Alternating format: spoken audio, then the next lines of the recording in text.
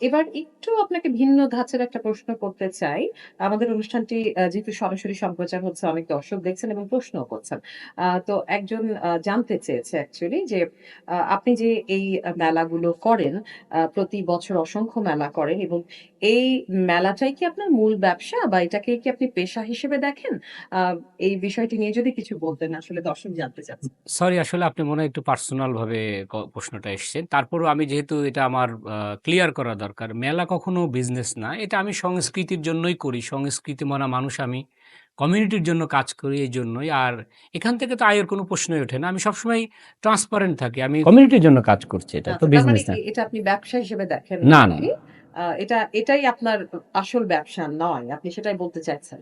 আচ্ছা। আমার অনেকগুলো ব্যবসা আছে। এটাও একটা ওই ধরনেরই সমাজ সেবামূলক কার্যক্রম। আচ্ছা, তাহলে এটা আপনি বলতে চাচ্ছেন এটা আপনার একটা সমাজসেবামূলক কাজ। সমাজ সেবা আপনি অবশ্যই। মেলাটাকে ঠিক ব্যবসায়িক বা পেশা হিসেবে না দেখে না। আপনি এটাকে সমাজ সেবার একটা অংশ হিসেবে দেখছেন। আমি তো আপনাদের একটা জিনিস ক্লিয়ার করি সবসময় যে মেলায় কতটুকু ইনকাম হয়, কতটুকু এক্সপেন্ডিচার হয় এটা কিন্তু পাবলিকলি আমি অ্যানাউন্স করি। আপনি মনে হয় এটা স্কেপ করে গিয়েছেন গতবার আ মেলার। আর এইগুলো তো ধরেন আসলে আমাদের যখন এরকম ধরনের টক শো হয় আমরা নানান কিছু তথ্য পাই।